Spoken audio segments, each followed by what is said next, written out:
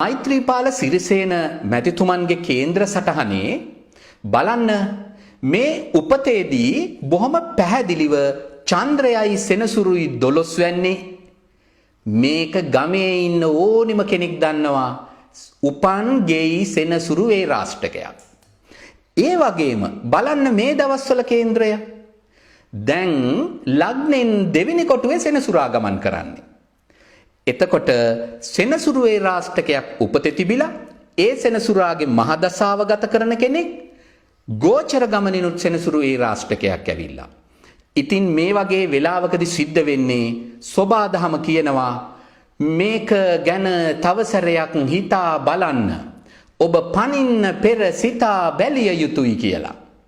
මේ පරවියාගේ සිදුවීම මම දකින්නේ බොහෝම කාරුණිකව සෝබාදහම පණිවිඩයක් කියනවා මේ මහා අනතුරුදායක අභාග්‍යවන්ත ගිනි ගොඩට පනින එක මේ වෙලාවේ නොකළ යුතුයි කියලා. ඒ නිසා මෛත්‍රීපාල සිරිසේනයන්ට මේ සෝබාදහම හරිම ආදරේ. ඒ නිසයි මේ ආදරෙන් ගෞරවයෙන් පෙන්වා දෙන්නේ මේ වෙලාවේ ඔබ කාලයට උචිත දෙයක් නෙවෙයි කරන්නේ.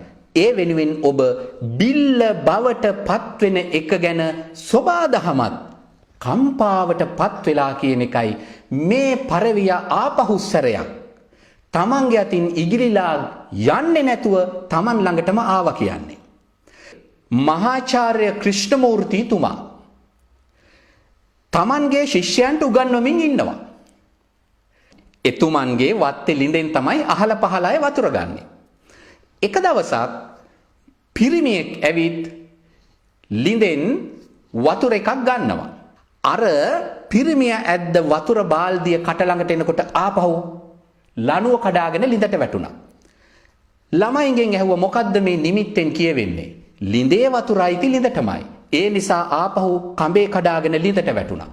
අන්න ඒ වගේ අතින් ඈත අවකාශයේ සැරිසරන්න මුදාහල පරවියෙක් එහෙම ඈත සැරිසරන්නේ නැතුව Taman ළඟම ආපහු ඇදගෙන වැටෙනවා කියන එකෙන් කියවෙන්නේ Tamanගේ මතය Taman ළඟම විතරක් Taman කේන්ද්‍රීය කරගෙන විතරක් කරකෙන්න පුළුවන් අසාර්ථක දෙයක් වෙන්න පුළුවන්. අමතක කරන්න එපා 12 දෙනෙක් විතර සහෝදරයෝ ඉන්න පවුලක කෙනෙක්ට මේ බලය ගියොත් කොහොම තියෙයිද කියලා මට නිකමට හිතෙනවා.